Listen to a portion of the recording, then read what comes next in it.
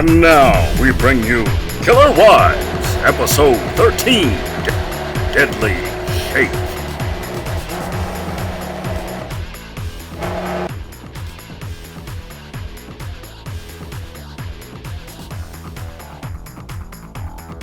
These are the case facts against Nancy Kissel, who poisoned and bludgeoned her husband to death. Isn't trust a bitch?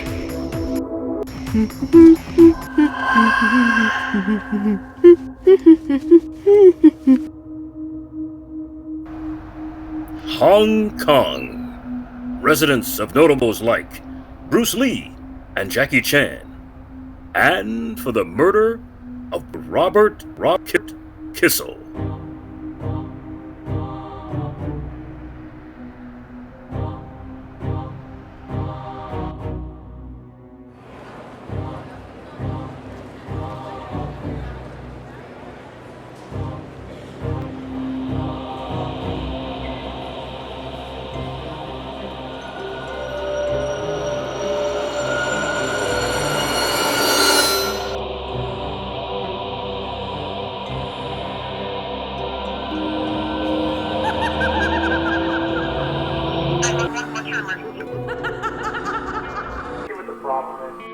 Sergeant Central. 19 Sergeant. You have a callback for 86 into Central? Negative K, nothing further. Just see the cabbie in the corner.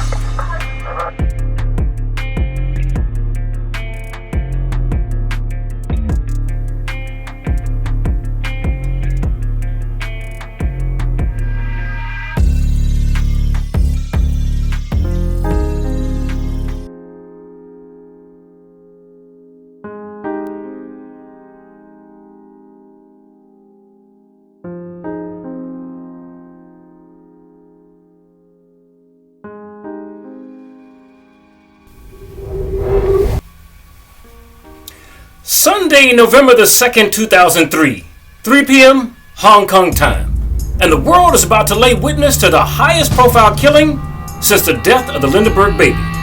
Mr. Robert Kissel and his neighbor Andrew Tanzer were having a conversation while their daughters enjoyed a play date in an adjoining bedroom. Miss Kissel, his wife for 14 years, was in the kitchen. She had just prepared strawberry milkshakes for the girls, and now she was preparing 2 more milkshakes for the men. When she was through, she summoned the infant daughters of both gentlemen to the kitchen for a mission. She gave them the generous duties of bringing the drinks to their fathers in the living room. Now, although the men never expected this odd treat, they accepted the courtesy with gladness. What both men never knew was that Mrs. Kissel's special strawberry milkshake was laced with 4 different types of hypnotics. Flunacepan, also known by Rufinol. Flunacepan is a powerful hypnotic drug. It is a powerful hypnotic sedative, and laxative, and skeletal muscle relaxant properties. The drug is sometimes used as a date rape drug with the street name known as roofies. The next drug she placed on a gentleman's drink was lorazepam, also known as Lorazan. Lorazepam acts on the brain and nerves, the central nervous system, to produce a calming effect. This drug works by enhancing the effects of certain natural chemicals in the body. It can also be used before surgery and medical procedures to relieve anxiety within the patient. This drug can cause paranoid or suicidal ideation and impair memory, judgment, and coordination. Combining with other substances, particularly alcohol, can slow breathing and possibly lead to death. But I don't think this was one of her concerns. The next drug she added to those drinks was Zolpidem, also known as over-the-counter Ambien. Zolpidem is a sleeping pill. It's used to treat insomnia, when you might have trouble getting to sleep and staying asleep. Zolpidem helps you fall asleep more quickly and makes you less likely to wake up during sleep, is what she needed. The next drug in a cocktail of 5 she added to the gentleman's drinks was a strange one, butalbital, also known as Axetol. Butalbital is a barbiturate with an intermediate duration of action.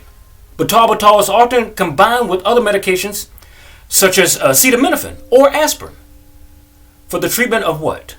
Pain and headache, not for a drug to be used to poison people.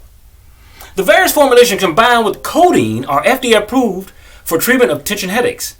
And finally, the last combination of daily drugs she mixed for the men was an antidepressant. So, this depressant she used was to treat depression, of course.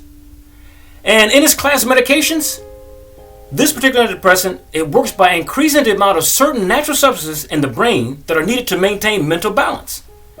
Now, although both men were given these drugs, she would have magnified the amount of drugs used in her husband's drink before she gave it to her daughter to give to her father. Now, I don't believe that 1 minute that Miss Kissel had the intent on killing Mr. Kissel's best friend in attendance, the other guy in the room. But she needed him tired enough to want to go home, to leave, and get away from what was about to become a murder scene. Shortly after completing the milkshake, Andrew Tanzer, the man in attendance, now feeling tired, gathered his daughter and excused himself to go home. He only lived down the corridor of that same luxury tower, and lucky he wouldn't have made it any further. Once home, Andrew Tanner's wife said that her husband was so tired that he immediately went to sleep on the couch. She said that she tried to awaken him a while later, believing that something was wrong. She said she shook him constantly, screamed in his face to wake him up, as well as slapped him on the cheek a few times. But nothing. She said he eventually awoke and was ravenously hungry. She said he scarfed down his dinner and then ate a bowl of ice cream. But those drugs make you hungry. She said that wasn't enough, so he ended up eating 3 pints of ice cream. Other unusual signs of his behavior was that he soiled himself on their furniture, like a baby. Then she remembers that he fell back asleep and did not awaken until the next morning. I believe the sleeping time was also important to Miss Kissel, because she did not want her husband to call Andrew for assistance over the phone if he felt something was wrong with him, because he knew his wife was capable of something like this. This poison of Mr. Kissel was not the first time, but a culmination of many attempts of Mrs. Kissel. So over the past few years prior to his death, Mr. Kissel had grown not to trust food prepared by his wife, fearing that she had an intent on poisoning him. I believe this is also why she sent the girls in with the drinks, so her husband would trust his children as opposed to her delivering it to the men herself. I further believe that Mrs. Kissel, being a coward about committing murder, sought to kill her husband in what she thought was a more humane way. This to me is evident in the combination of drugs Miss Kissel used. Some of the drugs she used prevented Mr. Kissel from moving. Okay, just like in surgery. One of the drug combinations she used made him not feel pain, along with drugs that would allow him not to feel anxious about dying. Drugs that would make him believe the attack was nothing more than an illusion or a dream. Now, the only thing she had to do was act on her plan. Everything else was in place. So after seeing his friend and his daughter off, Mr. Kissel phoned a fellow colleague. This phone call would be the last phone call ever in his entire life. The man he spoke to would recall that Mr. Kissel sounded groggy with a phone, and at times his speech incomprehensible. It is believed that Mr. Kissel wandered around the condominium for a short time, and when that ended, he collapsed in the couple's bedroom. Ms. Kissel seized her opportunity to kill her multi-million-dollar husband of 13 years at once by summoning the maid to take the children out to play at the park.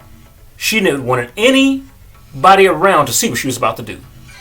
Once Ms. Kissel was assured the house was empty, she retrieved an iron decorative ornament from the kitchen and went immediately to the bedroom, where Ms. Kissel seen her husband lying on the floor unconscious, and she began to summarily beat his brains out, literally. Ms. Kissel would use that heavy metal object to inflict 5 blows on the right temple of Mr. Kissel's head. The coroner would later note that during the autopsy that just one of these blows was sufficient enough to kill Mr. Kissel. After the first blow, Miss Kissel was just driving his skull fragments further and further into the white portion of his brain. Miss Kissel would have no move to rid the home of his body until after 2 days of his death. She would not move the body. On the morning after his murder, she prevented the maid from cleaning her bedroom, which was out of the habit of her normal behavior. Mrs. Kissel would do a half-hearted attempt of cleaning up the mess of her husband's decomposing body herself. Unfortunate for her would be that she missed wiping off some of his blood and objects within the room, and the detectives would find these much later. She gathered the bedding, pillowcases, and her bloody clothing up and placed them in a garbage bag. She placed that garbage bag in her daughter's adjacent room. Now, don't ask me why she did it, but she did it. She would tie a garbage bag around Mr. Kissel's head to hold in the blood and brain matter. She used bed sheets to wrap him mummy style. Finally, she placed his body in a full-length white plastic bag. She kept that bag and slept in the same bed beside her husband's wrapped body for 2 days. By the third day, she finally went out to purchase a brand new area rug from a swanky store to replace the one he was slaughtered on. She would use the old rug to wrap his body in. She would finally bind that rug in twine to hold it in tight so his body wouldn't come out. On the third day, she moved his body in that rug to the living room behind the couch. Her maid noticed and admired a roll of the new area rug she brought to the home. She also commented on the roll up that she had Mr. Kissel's body in. She was told by Mrs. Kissel that she was changing out old rugs for a new one. But the maid sensed something was wrong because this roll would have been too large for just the size of an area rug. Later that afternoon, she called a second family maid and told her, "I think Miss Kissel did something to Mr. Kissel." I think Miss Kissel did something to Mr. Kissel. This idea would have been evident to anyone getting within a feet of that rug, as it now smelled like a decomposing body. After the maid had left to go home for the afternoon, Miss Kissel summoned the maintenance team to the apartment to have them take the rug containing her husband's dead body to a storage room in the building. Each building contained a storage room that you had to sign for and pay for in advance. Miss Kissel did both with the maintenance team. She also added Mr. Kissel's golf clubs to the bundle and a few pillows that were near the scene, wrapped in plastic. The area rug was so heavy that the two maintenance men had an additional 2 men come to help them to maneuver this onto a heavy rolling dolly. These maintenance men had no idea that Miss Kissel was involving them after the fact in a crime. On the way out of the apartment, Mr. Kissel's youngest son held the door for the maintenance men and commented as the rug passed him that it stank. He did not know that he was saying goodbye to his father for the last time. After the men took the rug to the storage room and returned to give Miss Kissel the key, they told her that the rug smelled like dead fish. The meaning dead fish in their language means a decomposing body. She paid them $500 and made no comment and slammed the door in their face. By that Tuesday morning of the big China bank credit deal, Robert Kissel was missing. He had set this deal up. His colleagues in the deal, Mr. Cole, made excuses for him, but would not let his absence rest. Later that afternoon, he called Robert's wife on the whereabouts of her husband. Miss Kissel gave him one of many excuses she had ushered out for many people over the last days of his absence. But Mr. Cole thought something was very suspicious. Once the Kissel case made it to trial, prosecutors alleged that Nancy was motivated by money. They said that she had been afraid to lose her luxurious lifestyle in the divorce, including the hefty life insurance payments on her husband. But Nancy claimed that Robert had been abusive. She said that he took cocaine, drank excessively, and forcibly sodomized her, and that Robert had assaulted her on the day of his death. But prosecutors hit back by detailing how Nancy had tried to cover her tracks after the murder. The day after she killed Robert, she wrote emails to cancel appointments and explain her husband's absence from work. "My husband is not well," she said in one email to a friend. According to the prosecutor. Now, she said, "I need to take care of something. Sorry, I'll be out of touch soon." So, Robert Kissel had not been to work for a few days after his death, of course. On Thursday, his colleague telephoned his wife to inquire and found her responses suspicious. At 4 p.m. on that day, a colleague reported the matter at the Western District Police Station, and investigators were sent to speak to Nancy Kissel at her Hong Kong Parkview apartments. Nancy, she said on the morning of Tuesday, November the 2nd, she and her husband had an argument over personal matters. This is what she said. She was physically assaulted and her husband left home and had not returned since, she said. She also claimed that she had just gone to the Western District Police Station to report her husband for physical abuse just before the investigators arrived. Now, this is usually the pattern of most wives that kill their husbands. They either file missing persons reports long after their husband is dead, a protection order on the dead man as if to pretend that he was coming back to hurt them again, or to say that they have run off from their responsibilities in life. They never say that they just killed a guy. So the investigators called the officer on duty at the police station and confirmed that Nancy Kissel had filed a report at 11 a.m., which was 4 days after his death. And police advised her to go to the Queen Mary Hospital for a full physical examination.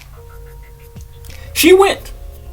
She went there for a medical examination, but then disappeared afterwards. At the time, the police assumed that she did not want to pursue the case any further. So overall, the investigators were suspicious about the behaviors of Nancy Kissel. Now, due to the important status of Robert Kissel, the police sent a large squad of police over to search the area around the Hong Kong Parkview Towers, as well as speaking to the building service workers where they lived. Senior Inspector C. Kwok Tak testified that 4 days after the murder occurred, the police received a report and went to Kissel's home to investigate. He found that the master bedroom to be in chaos, with an unmade bed and clothes scattered everywhere. Later, he went back to the Kissel home again and found a black plastic garbage bag containing a towel and a pillow that were bloodied and stinking. Remember, a towel and a pillow that were bloodied and stinking in a trash bag. He said one of his team members was unable to stand the smell and promptly threw up in the bathroom. Right before midnight, one of the building service workers recalled that Nancy Kissel had called the manager's office on Wednesday and asked for help to transport a large item to the basement storage room that the Kissels had rented in the 15th stage of that apartment complex. The service worker said, "It seemed to be a carpet and it was very heavy." At the finding of this sudden clue, the investigators spoke to Nancy Kissel again, and the murder was then uncovered. It was almost midnight on November the 6th, 2003, when Hong Kong police investigators armed with a search warrant entered a storage room at the exclusive Parkview high-rise. They immediately found what they were looking for behind the door. It was a rolled oriental rug tied with rope and bound with clear adhesive tape, a pillow, and a bag filled with red sheets, and clothing were on the top of the rug. The rug seemed suspiciously bulky, and when investigators unrolled it, they found what they were expecting. Mr. Kissel's body. Mr. Kissel's body. Now, the corpse had been sealed tight in plastic wrap, the head covered with a black plastic bag. The entire body had been placed inside a large white plastic bag and bound with red adhesive tape. It was then rolled up into the rug. The investigators knew instantly that the victim had been dead for some time. Why? Because the smell of decay was too powerful for this to have been a recent death. The investigators' search had been prompted by calls from David No. Remember, David was his friend in the deal. David No was a vice president at the Hong Kong office of Merrill Lynch. His colleagues and close friends, Robert Kissel, the head of the company's distressed asset business in Asia. Now, they had been not heard from him in 4 days, remember? A friend of Kissel's, Brina O'Shea, had called several Hong Kong hotels looking for Mr. Kissel. Maybe he's at a hotel somewhere. He had been having marital problems, so it was possible that he had moved out of his apartment and into a hotel or someplace else. But O'Shea had been unable to locate Kissel, so she told No, who then called police fearing that something was wrong. Now, Kissel, his background, he was a high-flying investment banker. He was a prominent member of the American expatriate community in Hong Kong. That's when you're an American citizen, but you go to live someplace for a temporary time or a longer time. So he was an expatriate. The report of his disappearance triggered an all-out search for him. Within hours of Noah's call, Police investigators went to his Parkview apartment, like I said before, to interview his wife, Nancy Kissel. They questioned her about her husband's whereabouts and asked about a police report she had filed that morning in which she stated that her husband had assaulted her over the previous weekend and she refused to have sex with him. Now, listen to her words and her story will constantly change for you. She said nothing about having a storeroom in another building of the complex. Remember, she had just recently rented it. That evening, the police interviewed maintenance men at the apartment complex and learned that Nancy Kissel had called the management office the day before to have that rug moved to the storeroom. The workers who moved the rug told police that it was unusually heavy and that it had taken 4 of them to move it. The police immediately requested a search warrant to enter the Kissel storeroom, and they waited till they got it. After they received it, 2 hours after that, they went and arrested his wife after they found the body at 2:41 a.m. on Friday, November the 7th. She was charged with the murder of her husband. Police pathologists in the case examined Robert Kissel's body and determined that he'd been struck 5 times, 5 times in the head with a blunt instrument. Those tests revealed that the presence of 6 prescription medication in Kissel's stomach, including the sedative Rufinol, which I told you before is better known as a rape drug. 5 of these drugs had been prescribed to Nancy Kissel by 2 different doctors in the months before her husband's death. Not a week before, not a day before, but months before. So she had been planning this murder the entire time. But how do we get to where a woman who would promise to love, honor, and cherish her husband to hate, dishonor, and disvalue him? Let's journey backwards into the couple's relationship. During the last week of October 2003, a $14 billion bid for Bank of China was supposed to take place, led by Robert Kissel. But it had been delayed, and many of those working for his firm, Merrill Lynch, Goldman Sachs, Citigroup, Standard Chartered, and Morgan Stanley, and various legal teams found themselves in Lan Kwa Fong looking for a quiet beer together just before the merger. They gravitated to a bar called Stormy Weather. Many now choose not to visit this site since the incident. Now, it was on this occasion that Robert chose to tell many that his marriage was over, that his wife was having an affair, and he was planning a divorce. The moment he revealed that his marriage was described by one senior banker as climatic. It said it had uttered quietly by a man without color in his face, who tried his best against insurmountable odds but was now finally throwing in the towel. He's done. He would not even challenge for custody of his beloved children, just as long as he was given access to them. However, the pressure of the Bank of China bid put the revelation firmly in the backs of the minds of those who were there. On Sunday night, the bidders called each other, wishing the best of the following week. Robert did not answer his phone or return calls, but they knew he would be dealing with a much bigger issue, the end of his marriage. What they didn't realize was that he couldn't answer the phone. He couldn't, because by then he was already dead. Then on the Tuesday of the bid, Robert Kissel was not there, as I said before. Only David No, his colleague who made excuses for him. But again, those close to him knew there were serious problems at home and accepted Nancy's version that her husband was very, very sick. So she's changing the story again. She neglected to tell him that he had already been dead for 2 days. Because of the growing concerns for her now dead husband, Nancy would make plans to remove his now pungent, very strong smelling body from the condo. She did not want people to start snooping around. Robert had been working at that time before his death 14-hour days, preparing to make the bid for the $14 billion in non-performing loans from the Bank of China, which involved careful analysis of thousands of non-performing loans. Not just anybody could do this, but he did it. Typically in cases where wives murder their husbands, if you don't know, you can expect her to find extramarital affairs connected to her decision to murder her own husband. When the affair is on the part of the wife instead of the husband, you can expect a reoccurring psychological norm, and that is the desire for what she does not have currently in her spouse. She's looking for that in another man. So if her spouse or her husband was a man of average means, she would desire to have an affair with a man who was wealthy. Conversely, Miss Kissel's husband was extremely wealthy, So she decided to have an affair with a man of minimal means. In the case of Miss Kissel, killing Mr. Kissel, this fact would ring true. Nancy's husband, Mr. Robert Kissel, at the time of his death, was the managing director of the Global Principal Investment Group at Merrill Lynch. Managing director. You can't get any higher. He was receiving a salary worth $1.36 million per year with bonuses and incentives. In fact, during the past 3 years prior to his death, he received bonuses and rewards totaling $46 million. He had purchased 5 insurance policies worth $50 million, with Nancy Ann Kissel as the sole beneficiary. But with the subsequent conviction of Nancy Kissel as Robert's murderer, it was believed that she will lose the right of any inheritance.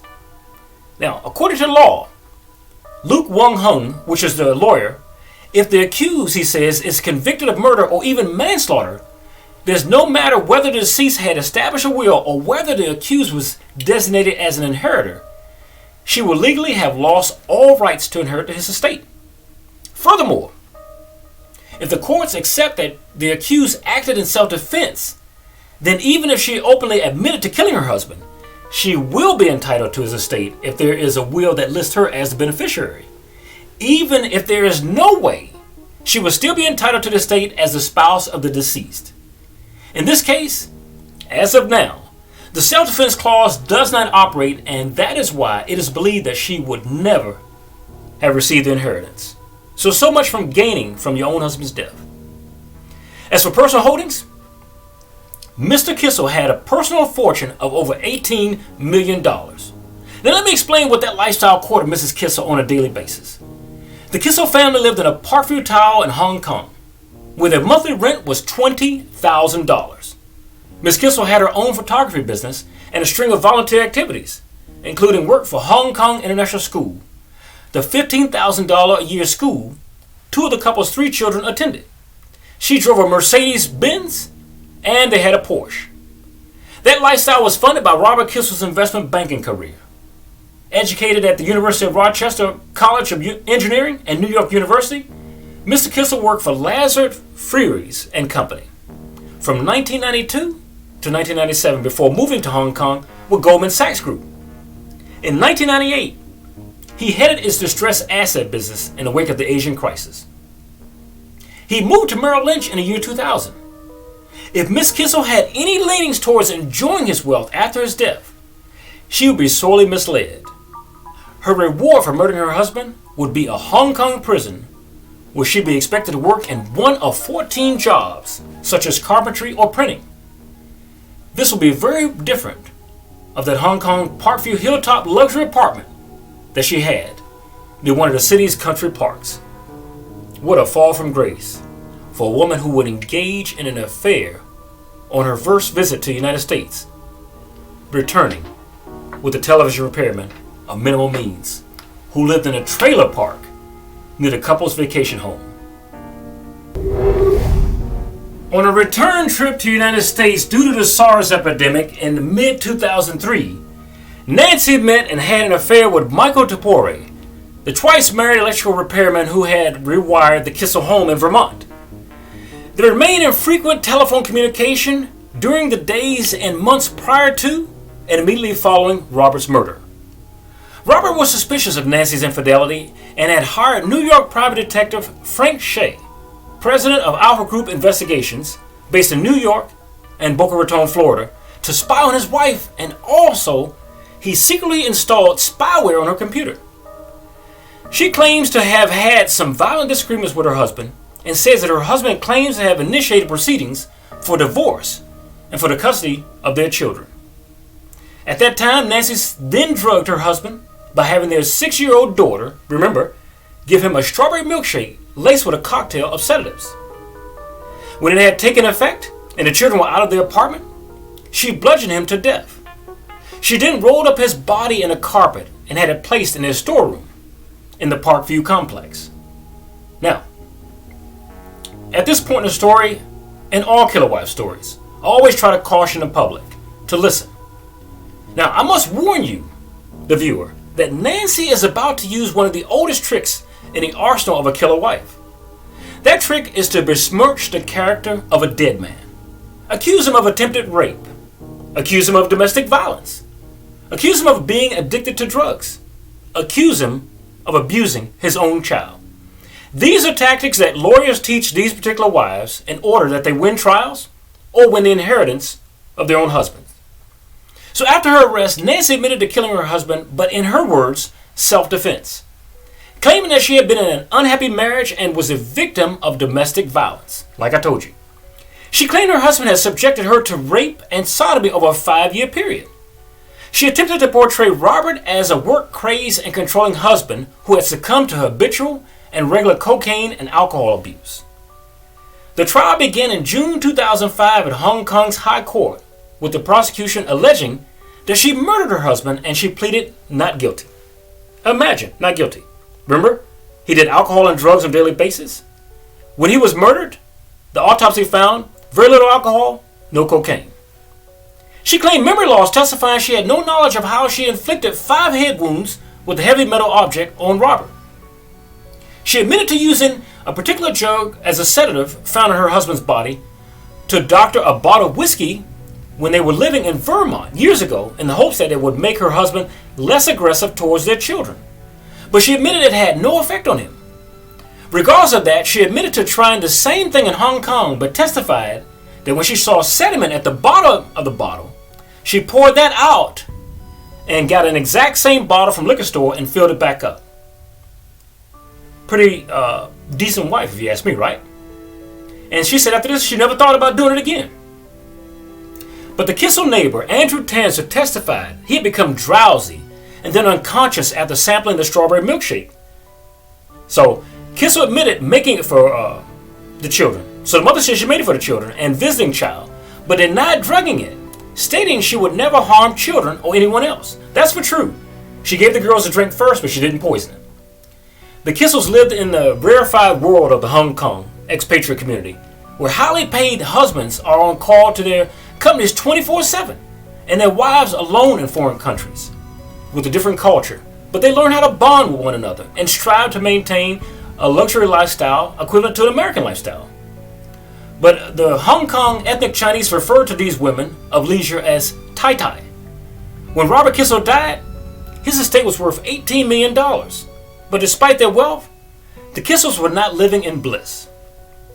So in March of 2003, an improbable force of nature sent her to the other side of the globe and right into the arms of someone that she said understood her exactly what she was going through during the global SARS virus epidemic. Now, of Hong Kong's 6.9 million residents, about 30,000 are American expatriates. But in the winter of 2003, the Americans starting to leave in droves. The Starbucks coffee shops, McDonald's fast food restaurants, and other businesses favored by Americans started losing business by the day. The SARS, or Severe Acute Respiratory Syndrome, epidemic had struck the city, and American women and children fled to the United States in fear, while their workaholic husbands stayed on for their jobs. The Kissels decided that Nancy would take their 3 children to the family's vacation home near Stratton Mountain, Vermont. Imagine, not just that you have a home, but with this kind of income, you have a vacation home. As the epidemic worsened, there was no telling when it would be safe for the expatriate family to return to Hong Kong. The Kissels ordered an expensive home theater system for their vacation house where they were, figuring that Nancy and the children would be staying there for an indefinite period of time. This is where the affair comes in. The man who sold the equipment to the Kissels sent his brother, Michael DePore, to install it. Michael, described as a regularly handsome person, met Miss Kissel. They got to know one another while he stayed at the house. Their friendship soon became a love affair, and Nancy later admitted to having sex with him 3 times in her Vermont home while the children were there. She also bought him a $5,000 wristwatch. In July 2003, he took her to a tattoo parlor where she had her children's names in Chinese character tattooed on her shoulder. By the end of the summer, the SARS epidemic had abated, and Nancy returned to Hong Kong with her children. She stayed in touch with Mr. DePore, calling him frequently. Though she loved DePore, she told the court that she had never considered getting a divorce. Her lover was just a temporary shelter from her stormy marriage, she said. Her home was Hong Kong, she said. This is the place that she always complained that she did not want to be. Now, her husband suspected that she was cheating on him. So, like I said before, he hired a private investigator in the United States. The investigator uncovered evidence of her relationship with Deporee, but was unable to get photos or video of the lovers being together. Robert Kissel had told investigators that he feared his wife would leave him for this man and take their children away from him. For the ethnic Chinese in Hong Kong, the Kissel affair provided a rare glimpse into the privileged world of what they call gualo, or a derogatory term for foreigner, literally a ghost person. And they followed that particular trial closely with a mix of fascination and disapproval. The trial stretched through the summer of 2005, with local tabloid newspapers giving it the same kind of sensational coverage that the O.J. Simpson trial did in the United States and the Michael Jackson trials received in America. Because of the victim status in the business community, journalists from the business publications and newswires also reported the progress of the trial. Every day, the court was packed with spectators. Almost all of them were expatriates community. They were very eager to see the next installment of the American soap opera. Now, their entire jury was made up of ethnic Chinese, 7 men and 5 women. Juries had, in their country, a more stoic, stone-faced, pragmatic, with their feet on the ground type of operation. Not like America. They don't overreact. The standard money is very important to the Chinese, particularly the men. A woman accused of killing her wealthy husband allegedly to take over his estate will be viewed dimly by Hong Kong locals. Remember, the money is important to men over there. So presenting Nancy Kissel as the battered housewife and a victim herself would be risky for the defense. That kind of strategy, so common in criminal cases in the United States, was almost unheard of in Hong Kong. In Barrister Egan's opinion, or her lawyer, the defense would need a jury of cuckoos from Connecticut and neurotics from New Hampshire and New York to get an acquittal in this particular trial. But Nancy Kissel's barrister, Alexander King, must have felt otherwise. He chose to appeal to the jury's sympathies for an abused wife who claimed to have suffered under her husband's tyranny for years. So she said it's been going on for years. My question is, why did she take off? So King made the ultimate legal gamble and put his client on the stand. He would let Nancy Kissel tell her own story. Diminished responsibility is what they would be going for. Every day, a pale and gaunt Nancy Kissel appeared in court wearing the same outfit, a simple black dress, and oval metal-rimmed glasses. Her dark, dead straight hair hung loose below her shoulders. Constantly by her side was her mother Jean, their fingers often interlaced in a tight grip. But by the end of July 2005, the prosecution had presented its case portraying Nancy Kissel as a duplicitous, cheating wife who meticulously planned the murder of her husband so that she could run off with her lover and his wealth. Now, though there were no eyewitnesses to the crime, the very circumstantial evidence presented was overwhelming. The same prescription drugs she had obtained from doctors for herself were found in her dead husband's body. Andrew Tanzer, the family friend who shared the pink milkshake with the victim, testified to feeling nearly comatose and acting bizarrely after drinking Nancy's secret recipe.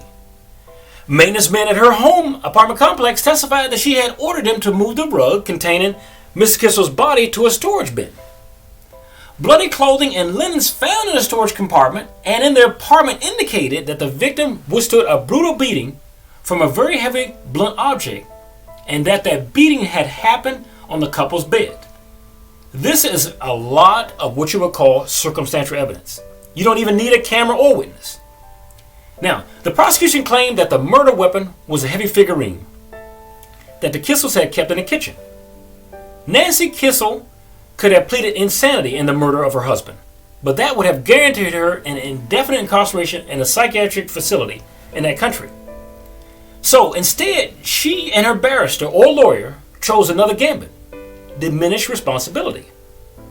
The legal system in Hong Kong, which is based on a British system, allows defendants to plead guilty to a crime committed under extreme circumstances that reduce the defendant's culpability, and that's what she was going for. Not my fault, his. That would allow her to be able to get his inheritance and his insurance money. So under further questioning from the prosecutor King, Nancy Kissel claimed that she had no other recollection of the incident of the days that followed. She vaguely recalled driving in her car the next day, but couldn't remember buying the rug, and that was used to conceal her husband's body, as the prosecution contends. Nor could she remember cleaning up the bedroom or arranging for the removal of the rug with her husband's body in it. Imagine. She just forgot what happened. But she didn't forget the things that he did. Now, at the time, she said she didn't even realize that he was dead. Imagine. She didn't even know he was dead. Her memory of those days came back in little pieces, though. About 6 months later, she said, while she was incarcerated at the Sulam Psychiatric Center. But this woman doesn't know her husband's dead. She's got a plastic bag wrapped and taped around his head for days. I didn't know he was dead. Now, the prosecutor's cross-examination of Nancy Kissel began with one simple question. Do you accept that you killed Robert Kissel? That is Prosecutor Peter Chapman asked. Yes, Nancy Kissel said. Do you further cause the injuries on Robert Kissel with a metallic ornament? Yes, she replied. Now, during Chapman's cross-examination, which went on for 5 days, Nancy Kissel insisted that her memory of the events surrounding her husband's death remained patchy, and that she had repressed them for months, even though she had no history of memory loss. Mind you, listen, she had no history in the past of memory loss. Convenient alibi. Like I said before, in a lot of these killer wives cases, you're going to hear the words memory loss. So Chapman asked if she had ever told anyone about her husband's alleged sexual assault on her. No, she said. It was not something you talk about to the girl, she said. Chapman asked if she ever screamed during the bouts of rough sex with her husband. She asked, did I scream out?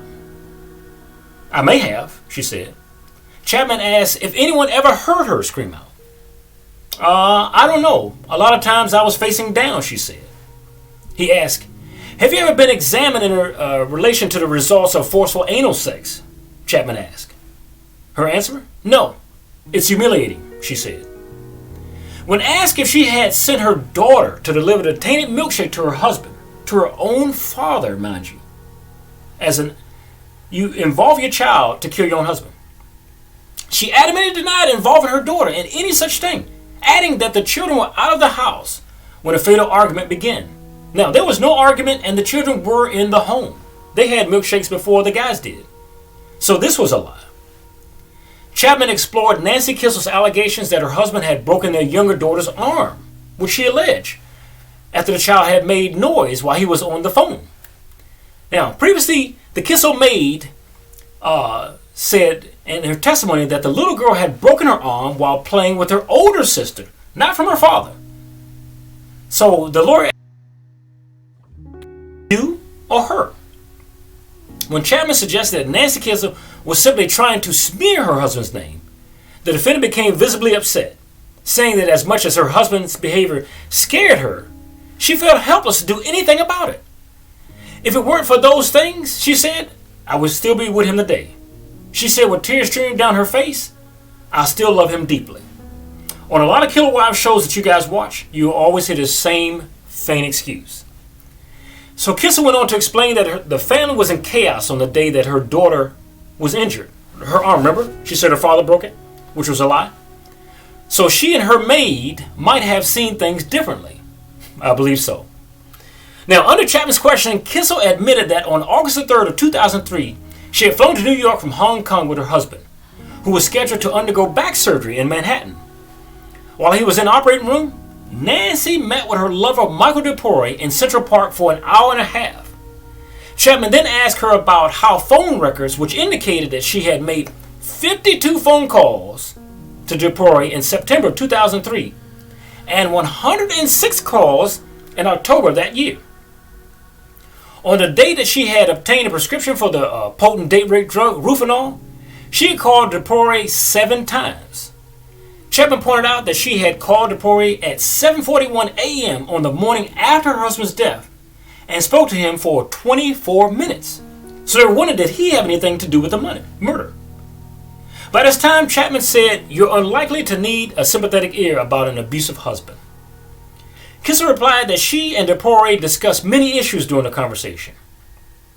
Chapman then asked her if she had informed DePore that she had solved the problem regarding her husband. Or, in other words, did she kill him? Mrs. Kissel said that she couldn't remember. Once again, her memory lapses. Phone records show that on November the 4th, 2003, Nancy Kissel called DePore 6 times, my friends, Chapman said. This was the day that she went to her doctor and complained of total body pain. Though she never mentioned anything about sodomy or a baseball bat that she accused her husband of hitting with. So she's trying to get an alibi. So the doctor at the time would later testify that Kissel Payne's reaction was disproportionate to the actual injury she found. Closed-circuit security video presented in the court showed Nancy on the morning after the alleged beating carrying a suitcase, shopping bags, and the rug used to wrap her husband's body. Chapman finally brought up Nancy Kissel's version of the physical confrontation with her husband on Sunday, November the 2nd, 2003, and asked how she had managed to defend herself with a metal figurine. Remember, she bashed him in the head with it? She said that she had defended herself with that when she was trying to be hit with a baseball bat. She says, "I don't know." Because it didn't happen, Miss Kissel, Chapman shot back at her. It didn't happen. It just didn't happen, he told her. The accused cried out, "He was going to kill me. He was going to kill me. Oh, he was going to kill me. Oh, God, he was going to kill me." Dramatics were flaring in the court that day, ladies and gentlemen. So Chapman concluded his cross-examination. The case against Nancy Kissel was brought before Justice Michael Lund. At the end of the trial, lasting 65 days, the jury of 5 men and 2 women decided on her guilty unanimously after 8 hours of deliberation. That's all it took them. On September 1, 2005, Nancy Kissel was found guilty by the jury and sentenced to life in prison. She appealed her conviction and in April of 2008 returned to court. The appeal was rejected. Kissel then lodged an appeal with the Court of Final Appeal of Hong Kong on the 12th of January 2010. The case was before a 5-judge panel led by 10 Chief Justice Andrew Lee. On January 21st, the defense argued that the prosecution had improperly used evidence, including hearsay, and that the original jury instructions were problematic. Ms. Kissel is currently serving her entire life sentence in Hong Kong jail without the possibility of parole. We ask you that you join us again next week on another episode of Killer Wives. Until then, have a great day.